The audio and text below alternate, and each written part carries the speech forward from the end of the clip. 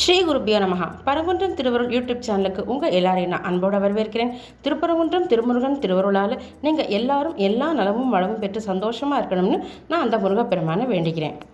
நம்ம தசமகா வித்தியைகள் சீரீஸில் நிறைவாக 10வது தசமகா வித்தியான ஸ்ரீ கமலாத்மிகா தேவியை பற்றி தான் நம்ம பார்க்க போகிறோம். கமலாத்மிகா தேவி மகாலட்சுமி தேவியினுடைய தாந்திரீக ரூபமாக கருதப்படுறாங்க. அவங்கள பற்றி தான் நம்ம இந்த வீடியோவில் பார்க்க போகிறோம். வைகுண்ட நாத ரமணி விஷ்ணுவக்ஷஸ்தலஸ்திதா விஸ்வேஸ்வரி விஸ்வமாதா வரதா அபயதா சிவா என்று ஸ்ரீ கமலாத்மிகா தேவியினுடைய அஷ்டோத்தர சதநாம ஸ்தோத்திரம் ஸ்ரீ கமலாத்மிகா தேவியை போற்றி துதிக்கிறது.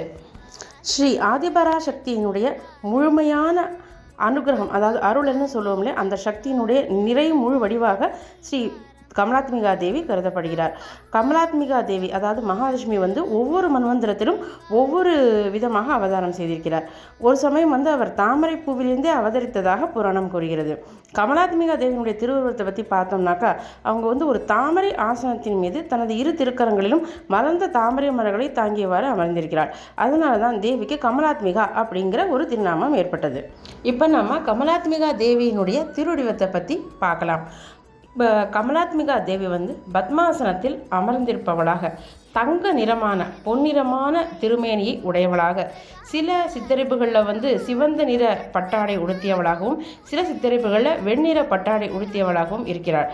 கமலாத்மிகா தேவி சில சித்தரிப்புகளில் பார்த்திங்கன்னா ஒரு சரோவரத்தின் மத்தியில், அதாவது ஒரு கடல் மத்தியில் அமர்ந்திருப்பவளாகவும், சில சமயங்களில் பத்மவனத்தின் மத்தியிலே அமர்ந்திருப்பவளாகவும் காணப்படுகிறாள்.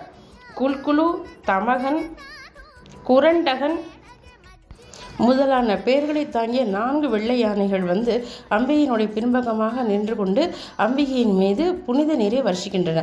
சில நூலில் அவை தேனை வருஷிக்கின்றன அப்படின்னு சொல்லப்படுகிறது. அம்பிகை அவருடைய முழக்கத்தில் பெரும் மகிழ்ச்சி உடையவளாக இருக்கிறார்.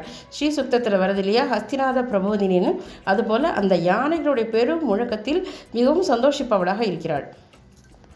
இந்த 4 யானைகளும் பக்தர்களுக்கு தர்ம அர்த்த காம மோட்சம் முதலான 4 புருஷார்த்தங்களையும் கொடுக்க வல்லவை. இதை மங்கள சம்ஹிதை அப்படிங்கிற நூல் கூறுது. ஸ்ரீ கமலாத்மிகாவான மகாலட்சுமி தேவியினுடைய வழிபாடே அனைத்து வளங்களுக்கும் மூல காரணம்.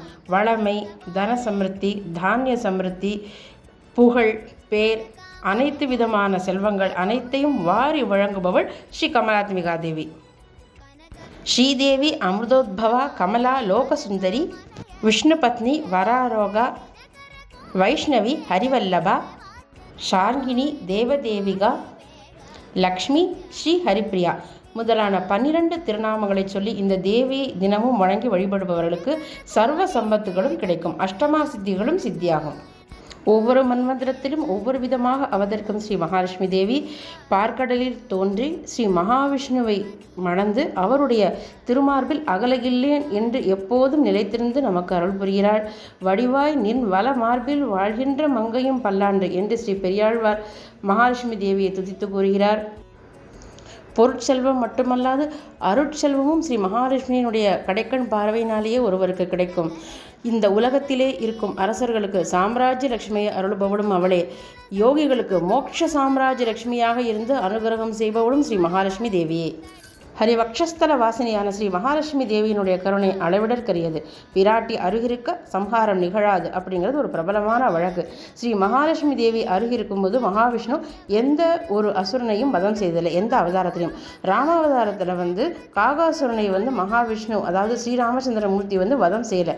மாறாக அவனுடைய ஒரு கண்ணை மட்டும்தான் எடுத்தார். ஏன்னா அப்போது அவருடைய அருகிலே மகாலட்சுமி தேவி சீதாதேவியினுடைய ரூபமாக பக்கத்தில் இருந்தாங்க. அதே போல் வாமன அவதாரத்திலையும் வாமனராக அவதரித்த மகாவிஷ்ணுடைய திருமார்பிலிருந்து அவருடைய இந்த புலித்தோல் கட்டியிருந்தாலே அதிலேருந்து மகாலட்சுமி தேவி கொஞ்சம் எட்டி பார்த்தாங்களாம் மகாபலியை. அதனால தான் மகாபலியை ஸ்ரீ மகாவிஷ்ணு வதம் செய்யாமல் பாதாள லோகத்திலே தள்ளி அருளினார். ஸ்ரீம் அப்படிங்கிற பீஜத்தில் உறைபவளான இந்த தேவி தாமரை மலர்கள், தானியம், பால், தேன், நாணயங்கள் இந்த 5லும் வாசம் செய்கிறாள். அதனால் இவற்றையெல்லாம் பஞ்சலக்ஷ்மிகள் அப்படின்னு சொல்கிறாங்க.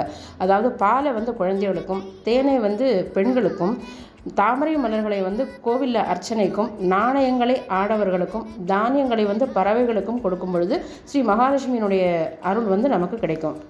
அதே போல் ஸ்வஸ்திக் சின்னம், பூரண கும்பம், வெண் சங்கு, அடுக்கு தீபம், வெண் சாமரம், குடை, ரிஷபம் மற்றும் ஸ்ரீவத்சம் இந்த 8 பொருட்களிலும் ஸ்ரீ மகாலட்சுமி தேவி இருப்பதனால அவை அஷ்டமங்கல பொருட்கள் அப்படின்னு சொல்லப்படுகின்றன.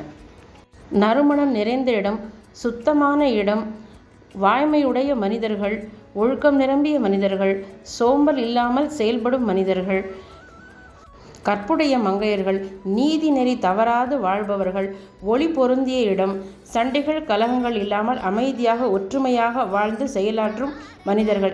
இவர்கள் எல்லாரிடத்திலுமே ஸ்ரீ மகாலட்சுமி தேவி உரைகிறாள். அவர்களுக்கெல்லாம் மகாலட்சுமி தேவியினுடைய அனுகிரகம் கண்டிப்பாக கிடைக்கும். ஸ்ரீம் அப்படிங்கிற பீஜ மந்திரத்தில் மகிழ்ந்து உரைபவள் ஸ்ரீ மகாலட்சுமி தேவி. இந்த ஸ்ரீம் அப்படிங்கிற பீஜ மந்திரத்தை கண்டிப்பாக ஒரு குருவோட வழிகாட்டுதலோட முறையாக பயன்படுத்தும் பொழுது ஸ்ரீ மகாலட்சுமி தேவியினுடைய அனுகிரகம் கண்டிப்பாக நம்மளை அடையும். இந்த ஸ்ரீம் அப்படிங்கிற பீஜ மந்திரம் ஸ்ரீ புவனேஸ்வரி மாதாவினுடைய பஞ்சதசி மந்திரத்தோட சேரும் பொழுது அந்த பஞ்சதசி மந்திரம் ஷோடசி மந்திரமாகவே உருமாற்றம் பெறுகிறது. அவ்வளவு பிரபாவம் வாய்ந்தது இந்த ஸ்ரீம் அப்படிங்கிற இந்த பீஜ மந்திரம். இந்த ஸ்ரீம் அப்படிங்கிற பீஜத்தை ராம பீஜம் அப்படின்னு சொல்றாங்க. அதாவது மகிழ்ச்சியை அளிக்கும் பீஜம் அப்படின்னு இதுக்கு அர்த்தம். எந்த தெய்வத்தினுடைய மந்திரத்துடனும் இந்த ஸ்ரீம் அப்படிங்கிற பீஜம் சேரும் பொழுது அந்த குறிப்பிட்ட தெய்வத்தின் மேல அந்த சாதகனுக்கு பக்தி அதிகரிக்கிறது. அந்த மாதிரியான ஒரு அனுகிரகத்தை இந்த ஸ்ரீம் அப்படிங்கிற இந்த பீஜ மந்திரம் செய்கிறது. இந்த பீஜ மந்திரத்துக்கு அதிபதி ஸ்ரீ கமலாத்மிகா தேவி. ஸ்ரீ மகாவிஷ்ணுவானவர் திருமகளுடனேயே எப்போதும் காணப்படுபவர். யதா வைகுண்ட நகரே யதாவே ஷீரசாகரே ததா மத் பவனே திஷ்ட ஸ்திரம் ஸ்ரீ விஷ்ணுனா சக என்று ஸ்ரீ லட்சுமி ஹிருதயம் எம்பெருமானுடைய 5 நிலைகளிலும் தாயாருடைய சமான நிலையை உறுதிப்படுத்துகிறது. தங்கத்திலிருந்து உப்பு வரைக்கும் எல்லா விதமான உயர்ந்த பொருட்களிலுமே ஸ்ரீ மகாலட்சுமி தேவியினுடைய கடாட்சம் நிரம்பி இருக்கிறது. ஸ்ரீ மகாலட்சுமி தேவியினுடைய கடாட்சத்தை வேண்டுபவர்கள் தங்களையும் தங்களது சுற்றுப்புறங்களையும் சுத்தமாக வைத்துக்கொண்டு உயர்ந்த குணங்களையும் நல்லொழுக்கத்தையும் கடைபிடித்து மிகுந்த உயர்ந்த முறையில் நறுமண தூப தீப திரவியங்களை பயன்படுத்தி மகாலட்சுமியை உள்ளன்போடு வழிபட வேண்டும். இதன் மூலமாக ஸ்ரீ கமலாத்மிகாவான மகாலட்சுமி தேவியினுடைய அனுகிரகத்தை பெறலாம். அஷ்டலட்சுமியாக, ஷோடசலட்சுமியாக, இல்லங்களில் கிரகலட்சுமியாக, அரசர்களது அரண்மனையில் ராஜ்யலட்சுமியாக, புகழ் அடைபவர்களிடத்தில் கீர்த்திலட்சுமியாக வழிபடப்படும் ஸ்ரீ மகாலட்சுமி தேவியை இல்லறத்தில் இருக்கும் எல்லா பெண்களும் அதிகாலையில் பூஜை செய்த பிறகு நாளை துவங்குவது விசேஷம்னு சொல்லப்படுகிறது. இந்த வீடியோவில் நம்ம தசமகா வித்தியில் நிறைவான வித்தியான ஸ்ரீ மகாலட்சுமி தாயாரை பற்றி, அதாவது கமலாத்மிகா தேவியை பற்றி பார்த்தோம். ஸ்ரீ மகாலட்சுமி தேவியுடைய தாந்திரிக ரூபமான கமலாத்மிகா தேவியோட இந்த தசமகா வித்தியைகள் சீரீஸ் நிறைவு பெறுகிறது. உங்களை விரைவிலேயே அடுத்த வீடியோவில் இன்னொரு ஆன்மீக தகவலோடு நான் சந்திக்கிறேன். உங்களுக்கு இந்த வீடியோ பிடிச்சிருந்தால் லைக் பண்ணுங்கள், ஷேர் பண்ணுங்கள், சப்ஸ்கிரைப் பண்ணுங்கள். கூடவே அந்த பெல் ஐக்கானை கிளிக் பண்ண மறந்துடாதீங்க. உங்கள் எல்லாருக்கும் என்னுடைய மனமார்ந்த நன்றி. வணக்கம்.